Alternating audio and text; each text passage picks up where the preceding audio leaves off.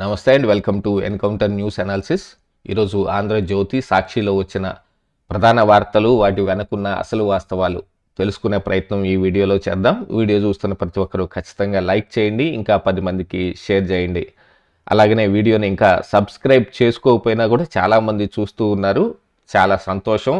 అయినప్పటికీ సబ్స్క్రైబ్ చేసుకుంటే ఇంకా అదర్ వీడియోలు కూడా నేను చేసే ఈ ఎన్కౌంటర్లో చేసే మరీ వేరే అనాలిసిస్ వీడియోలు కూడా చాలా త్వరగా మీ ముందుకు వచ్చి చేరే అవకాశం ఉంటుంది. So please subscribe our encounter channel. ఇక లేట్ చేయకుండా న్యూస్ అనాలిసిస్లోకి వెళ్ళిపోతే, ఆంధ్రజ్యోతి హైడ్రోజన్ వ్యాలీగా AP, pumped storage, wind solar పవర్కు రాష్ట్రం అనుకూలం. నిన్న గ్రీన్ అమోనియా ప్లాంట్లో భారీ యంత్రాలని బటన్ నొక్కి కార్యక్రమంలో చంద్రబాబు నాయుడు, పవన్ కళ్యాణ్ పాల్గొన్నారు. దాంట్లో ఇక చాలా అంశాలను కూడా స్పృశించటం జరిగింది చంద్రబాబు నాయుడు గారు. అన్ని రాష్ట్రాలకు వచ్చిన పెట్టుబడుల్లో 25% మనకే.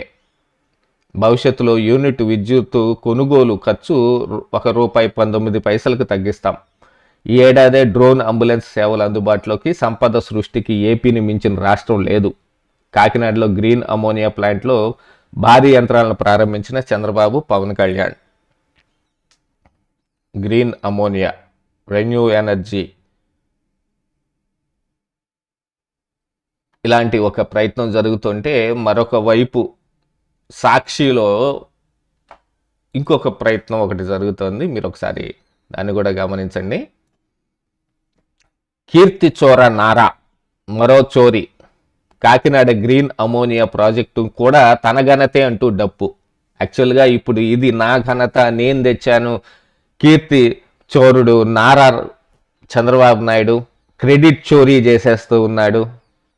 ప్రతి అంశం గూగుల్ డేటా సెంటర్ ఎప్పుడైతే దాన్ని తీసుకొచ్చి అక్కడ ఇంప్లాంట్ చేశారో, దాని మీద సాక్షి కావచ్చు, లేకపోతే వైసీపీ నాయకులు కావచ్చు, అదొక పెద్ద గోడౌన్ అని చెప్పే ప్రయత్నం చేస్తే, లండన్ నుంచి తిరిగి వచ్చిన జగన్మోహన్ రెడ్డి నేనే తీసుకొచ్చాను అది అని ఆయన పందా మార్చాడు. ఇక అక్కడి నుంచి సాక్షి అందుకుని ప్రతి అంశంలోనూ అది నేనే తీసుకొచ్చా అంటే జగన్మోహన్ రెడ్డి, అది జగన్మోహన్ రెడ్డి తీసుకొచ్చాడు. ప్రతిదీ అట్లాగా ఇప్పుడు ఈ గ్రీన్ ఎనర్జీ, గ్రీన్ అమోనియా కూడా నేనే తీసుకొచ్చాను అనేది ఇప్పుడు జగన్మోహన్ రెడ్డి ఒకవైపు దాన్ని క్లెయిమ్ చేసుకునే ప్రయత్నం చేస్తున్నాడు. అసలు రీసర్వే చేసింది కూడా నేనే అని ఇక్కడ మీరు చూడవచ్చు. మనం తర్వాత చూద్దాం. రాబోయే రోజుల్లో రాష్ట్రం హైడ్రోజన్ వ్యాలీగా మారబోతోందని సీఎం చంద్రబాబు తెలిపారు. సౌర, పవన, జల విద్యుత్, పంపుడు స్టోరేజీ లాంటి విద్యుత్ ఉత్పత్తికి గ్రీన్ హైడ్రోజన్, గ్రీన్ అమోనియా ఉత్పత్తికి రాష్ట్రం ఎంతో అనుకూలంగా మారిందని అన్నారు. గ్రీన్ ఎనర్జీపై చర్చ వస్తే ప్రపంచమంతా త్వరలో కాకినాడ పేరు వినిపిస్తుందని తెలిపారు. కాకినాడలో ఏఎం గ్రీన్ కంపెనీ నిర్మిస్తున్న గ్రీన్ అమోనియా ప్లాంట్లో భారీ యంత్రాలను సీఎం చంద్రబాబు, ఉప ముఖ్యమంత్రి పవన్ కళ్యాణ్ బటన్ నొక్కి ప్రారంభం చేశారు. అసలు ప్రాజెక్టు స్వరూపం ఏమిటి అంటే, $10 బిలియన్, సుమారు 90,000 కోట్ల పెట్టుబడి, మొత్తం 3 దశల్లో ప్రాజెక్టు అభివృద్ధి. తొలి దశలో 2027 నాటికి ఏడాదికి 5 లక్షల టన్నుల ఉత్పత్తి, రెండవ దశలో 2028 నాటికి 10 లక్షల టన్నుల ఉత్పత్తి, మూడవ దశలో 15 లక్షల టన్నుల ఉత్పత్తి.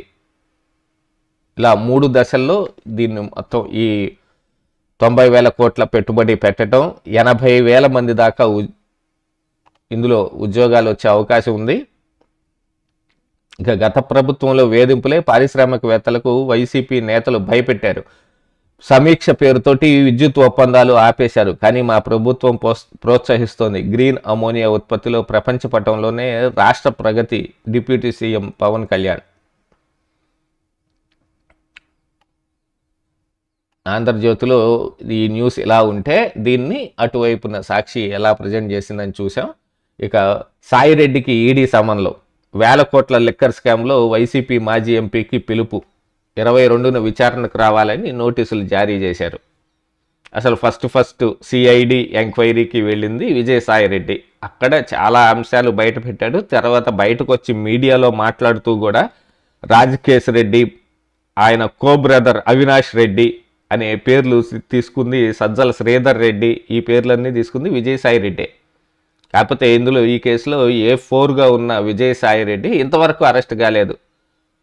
మిథున్ రెడ్డి అరెస్ట్ తోటి ఇక అరెస్టుల పర్వం ఆగిపోయింది అనుకోవచ్చు. కానీ ఇప్పుడు ఈడీ రంగంలోకి దిగింది. గతంలో ఈడీ విజయవాడ జైల్లో రాజకేశ్ రెడ్డిని కూడా ప్రశ్నించారు. ఎందుకంటే ఇందులో మనీ లాండరింగ్ తీవ్ర స్థాయిలో జరిగిందనేది ఆరోపణ.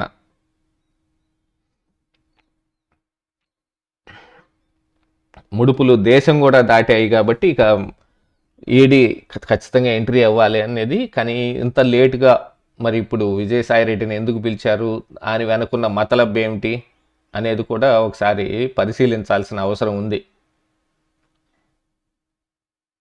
వైసీపీ ప్రభుత్వంలో జరిగిన భారీ లిక్కర్ స్కామ్లో ఆ పార్టీ మాజీ కీలక నేత విజయసాయి రెడ్డికి ఎన్ఫోర్స్మెంట్ డైరెక్టరేట్ సమన్లు జారీ చేసింది. ఈ నెల 22వ తేదీన హైదరాబాద్ ఈడీ కార్యాలయంలో విచారణకు హాజరు కావాలని తెలిపింది. మద్యం వ్యాపారుల నుంచి భారీ స్థాయిలో కమిషన్లు, ఆ సొమ్ము అక్రమ మార్గాలు విదేశాలకు మళ్లించుకున్న వాస్తవాన్ని వెలికి తీసేందుకు ఈడీ నడుం బిగించింది.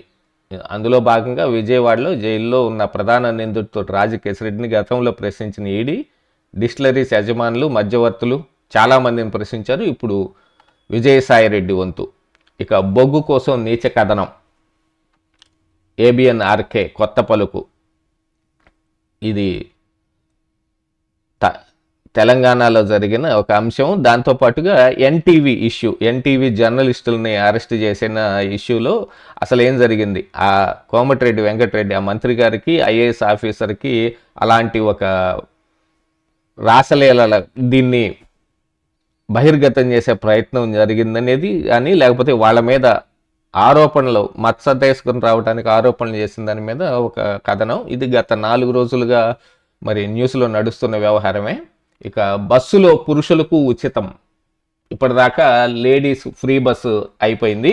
ఇప్పుడు తమిళనాడు పురుషులకు కూడా ఫ్రీ బస్సు తీసుకొచ్చే ప్రయత్నం చేస్తున్నారు. ఎందుకంటే ఎన్నికలు రాబోతున్నాయి, ఎన్నికల హామీలు ఇవేనమాట. రేషన్ కార్డు ఉన్న గృహిణులందరికీ ప్రతి నెల 2,000, సొంత ఇల్లు లేని పేదలకు నగరాల్లో కాంక్రీట్ ఇల్లు. తమిళనాట అన్నాడీఎంకే ఎన్నికల హామీలు ఇవన్నీ. ఇక వరుసగా ఇల్లు కట్టిస్తాం, అందరికీ ఫ్రీగా డబ్బులు ఇస్తాం, పప్పు బెల్లం అన్నీ పెడతాం మేమే, ఇక ముద్ద కలిపి నోట్లో కూడా పెడతాం, అలాగైంది పరిస్థితి. ఇక నాకు పని దొరక్కపోవడానికి మతమే కారణమేమో. AR రెహమాన్ మ్యూజిక్ డైరెక్టర్ సంచలన వ్యాఖ్యలు ఇవి. ఒక BBC ఇంటర్వ్యూలో ఆయన మాట్లాడుతూ చెప్పినవి. నాకు గత 5-6 సంవత్సరాలుగా బాలీవుడ్లో పనే దొరకటం లేదు, నన్ను ఎవరూ పెట్టుకోవడం లేదు, కొన్ని సినిమాలు పెట్టుకుని మరీ తీసేశారు, దానికి కారణం నా మతమే అయి ఉండొచ్చేమో అని ఆయన చెప్పాడు. ఇక దాంతోపాటుగా చావా అనే సినిమాలో ఏం జరిగింది, దానికి విభజనవాదాన్ని సొమ్ము చేసుకునే ప్రయత్నం చేస్తున్నారు అందులో అనేది కూడా ఆయన అభిప్రాయం వ్యక్తం చేశాడు. కాకపోతే అదే మతంతో ముడిపడి ఉండటం మూలాన ఇప్పుడు మతం మార్చుకో పని దొరుకుతుందేమో అని VHP కూడా వాళ్ళు కూడా ఇది ఇచ్చారు. దీంతోపాటుగా కంగనా రనౌత్ కూడా దీని మీద వ్యాఖ్యలు చేసింది.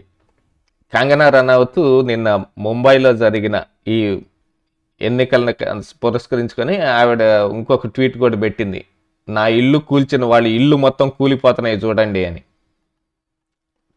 ఇక నల్లమల సాగర్పై ముందుకే కేంద్ర జల సంఘం అనుమతి సాధించండి, కృష్ణా వరద జలాల్లో సీమ సస్యశ్యామలం అవ్వాలి, తెలంగాణతో ఇచ్చిపుచ్చుకునే వైఖరితో ఉందాం, సీమ హార్టికల్చర్ హబ్గా తీర్చిదిద్దుదాం, ఏడాదిలోగా పూర్వోదయ కింద ఉత్తరాంధ్ర స్కీములు పూర్తి, జలవనరుల సమీక్షలో చంద్రబాబు నాయుడు. దానికి అనుమతులు ఎలాగైనా సాధించాలండి.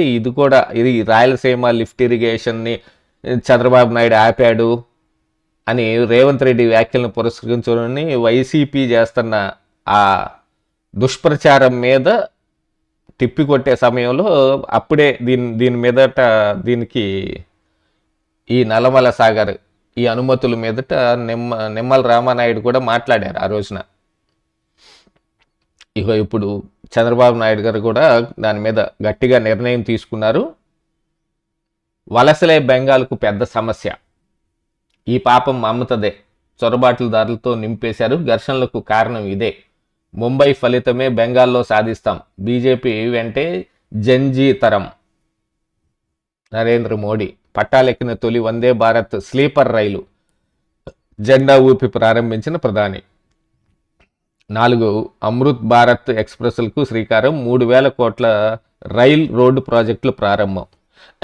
ఇది పశ్చిమ బెంగాల్లో ఎలక్షన్లు వస్తున్న కారణంగా ఇప్పుడు వీళ్ళ వంతు కృషి వీళ్ళు చేస్తున్నారు.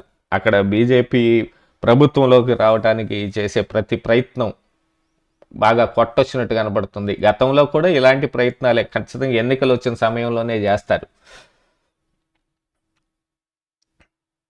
అట్లాగే బెంగాల్లో వలసల మీద కూడా మాట్లాడారు. ఎందుకంటే ఎస్ఆర్ మీద బెంగాల్ మమతా బెనర్జీ చాలా పెద్ద విస్తృత ప్రయత్నం చేసింది. గతంలో మొన్న ఈ మమతా బెనర్జీకి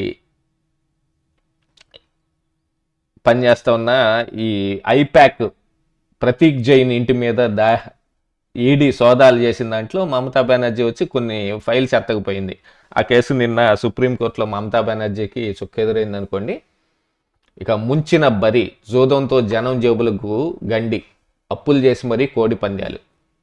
జోదం అంటేనే అంతే, అప్పులు ఏంటి, మెళ్ళో బంగారం తాకట్లు ఏంటి, లేకపోతే ఇంట్లో ఉన్న సామాన్లు అమ్ముకొని మరీ ఆడేవాళ్ళని చాలామందిని చూస్తున్నాం మనం. అట్లాగనే కోడి పందాలు కూడా ఆ 4 రోజులు జరిగే దానికోసం ఇక ముందు నుంచే అప్పులన్నీ సిద్ధం చేసుకొని మరీ వెళ్తారు.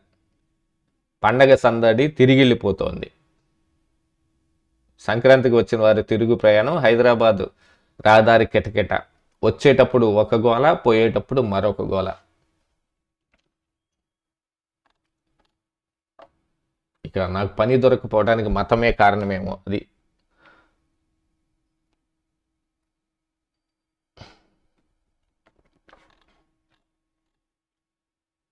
యుద్ధానికి ముందు ప్రశాంతతేనా? ఇరాన్లో తగ్గిన ఆందోళనలు, సైనిక చర్య వాయిదా వేసిన ట్రంప్, కానీ దాడికి సిద్ధమేనని సంకేతాలు. చాలామంది ప్రశ్న తీసుకొచ్చే ప్రయత్నం చేశారు. ఇరాన్ మీద నేను దాడికి వెళ్తున్నానని. అట్లాగనే వెనుజులా మీద కూడా ఒక దాడి చేసి ఆ అధ్యక్షుడిని అమెరికాకి బందీగా పట్టుకొస్తే అక్కడ ఆ నోబెల్ శాంతి బహుమతి ఆ దేశంలోనే మచడోకు వచ్చిన దాన్ని ఆవిడ ట్రంప్కు బహుకరించి వెనుజులా అధ్యక్షుడిని ఏం చేయొద్దని, వెనుజులా మీద విరుచుకుపడొద్దని చెబితే దానికి అమ్మయ్య నాకు ఏదో రూపేణ నోబెల్ శాంతి బహుమతి వచ్చింది అని ఆయన వెనుజులా మీద దాడి ఆపేశాడు.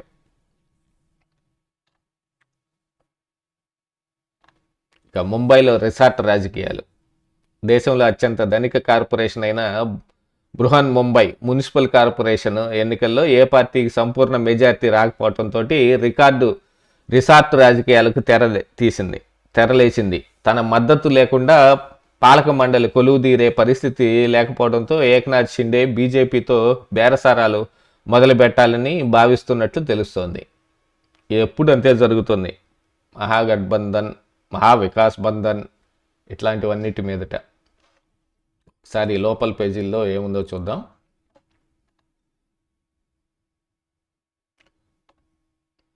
జీసీసీ హబ్గా విశాఖ.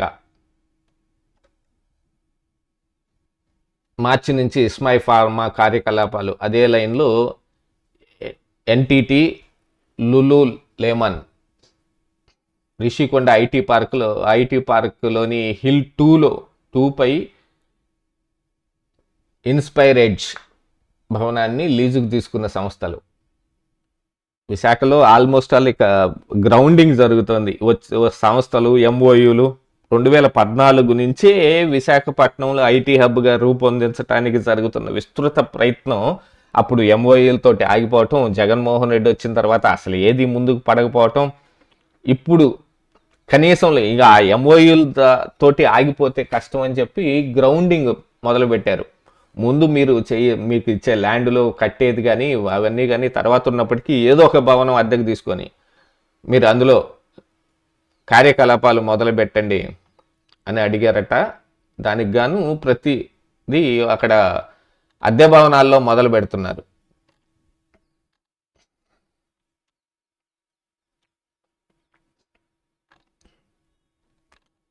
ఇక రేపు దావోస్కు చంద్రబాబు, ప్రపంచ ఆర్థిక సదస్సులో దిగ్గజ పారిశ్రామికవేత్తలతో భేటీ, ఐబిఎం, గూగుల్ క్లౌడ్, ఏపీ మోలార్ మోర్క్ సంస్థలో సిఇఓలతోటి చర్చలు, స్విట్జర్లాండ్లో యుఏఈ సహా వివిధ దేశాల ప్రతినిధులతో సమావేశాలు. తొలి రోజు 20 దేశాలు ఎన్ఆర్టీలతోటి తెలుగు డయాస్పోరా కార్యక్రమం. 4 రోజుల పర్యటనలో 36 కార్యక్రమాల్లో పాల్గొన్న చంద్రబాబు మళ్ళీ దావోస్ వెళ్తూ ఉన్నారు. ఇక ఒకసారి సాక్షి, ఏడుపుల సాక్షిని, కీర్తి చోరా నారా, మరో చోరీ, కాకినాడ గ్రీన్ అమోనియా ప్రాజెక్టు కూడా తన ఘనతే అంటూ డప్పు అంటే అసలు ఇప్పుడు అది నా ఘనతేనంటూ జగన్మోహన్ రెడ్డి డప్పు కొట్టుకుంటున్నాడు. కాకినాడలో ఈ ప్లాంట్ ఏర్పాటుకు వైఎస్ జగన్ హయాంలో 2023లో యూనిపేర్ తోటి గ్రీన్ కో ఒప్పందం. ఇండియా ఎనర్జీ వీక్ సందర్భంగా అప్పటి కేంద్ర మంత్రి హర్దీప్ సింగ్ పూరి సమక్షంలో ఒప్పందం.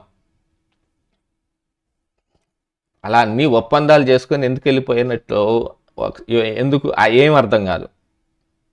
ప్లాంటింగ్ చేసి ఉండొచ్చు కదా ఆ రోజున. మరి 23లో అంటే 24 జూన్ వరకు ఉంటుంది. ఇక బాబు యూటర్న్, రీసర్వేపై దొంగాట, భూములు రీసర్వే చేసింది ఎవరు, క్రెడిట్ చోరీ కోసం పాకులాడుతుంది ఎవరు, రీసర్వే పేరుతో భూములు దోచుకుంటున్నారని నాడు దుష్ప్రచారం చేసింది చంద్రబాబు. అప్పుడు సర్వేను అడ్డుకొని ఇప్పుడు అదే సర్వే క్రెడిట్ కొట్టేసే యత్నం. వీళ్ళకి ఏదో జాడ్యం చుట్టుకుంది. అంతా నా క్రెడిటే, మొత్తం చంద్రబాబు నాయుడు దొబ్బుకుపోతున్నాడు. మొత్తం ఇన్నోవేటివ్ ఐడియాస్ మొత్తం జగన్మోహన్ రెడ్డికే వచ్చాయి. దాన్ని 2019 నుంచి 24 దాకా ఇంప్లిమెంట్ చేసే ప్రయత్నం చేశాడు. అయినా కూడా పిచ్చి జనం ఆయన ఉద్దేశాలను అర్థం చేసుకోక ఆయన ఓడించారు. ఇప్పుడు చంద్రబాబు నాయుడు అధికారంలోకి వచ్చి అబ్బా జగన్ చేసిన అన్ని మనం పూర్తి చేసేసి మన పేరు వేసేసుకుందాం అని ఆయన కీర్తి కోసం పాకులాడుతూ ఉన్నాడు. సిగ్గు శరం లేకుండా రాతలు రాస్తా ఉన్నారు. అంతా నేనే చేసింది, అంతా మీరే చేస్తే ఎందుకు ఓడిపోయారు? 11 సీట్లకు ఎందుకు పరిమితం అవుతారు? జగన్ ప్రభుత్వం చేసిన సర్వేకు కేంద్రం 400 కోట్లు ఇస్తే అవి తన వల్లే వచ్చాయని చంద్రబాబు ప్రచారం. దేశ చరిత్రలో ఇంత దిక్కుమాలిన ప్రభుత్వం ఉండదంటున్న రెవెన్యూ రంగ నిపుణులు. రెవెన్యూ రంగంలో కొంతమంది నిపుణులు ఉన్నారు, వాళ్ళు ఇంతమంది దిక్కుమాలిన చర్య లేదని చెప్పడం ఇది మహాదారం. ఇక సాల్మన్ హత్యపై బగ్గుమన్న దళితులు. చంద్రబాబు పాలనలో దళితులపై దాడి, దౌర్జన్యాలు, హత్యలు నిత్యకృత్యంగా మారాయని నాయకుల ఆగ్రహం. పిన్నెల్లికి చెందిన సాల్మన్ హత్య మీద నిన్న దళితులందరూ కలిసి అదే వైఎస్ఆర్ కాంగ్రెస్ పార్టీ అందరిని తీసుకొచ్చిన మనుషులు అని చెప్పుకోవాలి. ఇందులో ఇక్కడ దళితులే ఉంది, లేకపోతే ఇక వేరే ఏ కార్యక్రమం అయినా కూడా జరిగేది అదే కదా. మరి ఈ పని తోట చంద్రయ్య పేక్ కోసిన రోజు ఎవరు రాలేదు అంటే మా దళితుడు కాదు పో అంటారా?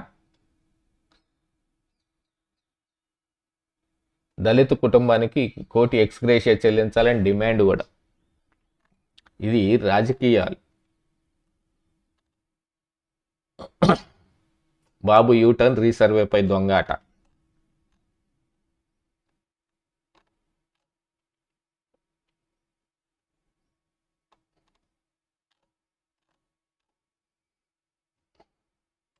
ఇదిగోండి, గ్రీన్ ప్రాజెక్టులకు YS Jagan Reddy red carpet వేశాడు.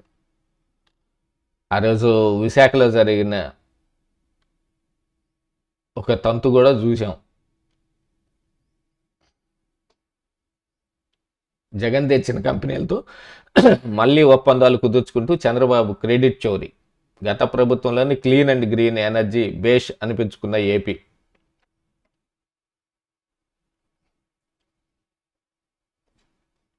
మొత్తానికి ప్రతిదీ ఏది తలపెట్టినా, ఏ అభివృద్ధి కార్యక్రమం తలపెట్టినా అది జగనే తీసుకొచ్చాడు. దాన్ని చంద్రబాబు నాయుడు తన ఖాతాలో వేసుకుంటున్నాడు అనేది ఒక బాటమ్ లైన్గా పెట్టుకుని సాక్షి ఇక్కడ పనిచేస్తుంది. సో ఇవండి ఈ రోజున ఆంధ్రజ్యోతి, సాక్షిలో వచ్చిన ప్రధాన వార్తలు, వాటి వెనకున్న అసలు వాస్తవాలు. వీడియోని చివరిదాకా చూసినందుకు ధన్యవాదాలు. మళ్ళీ రేపటి ఎపిసోడ్లో కలుద్దాం.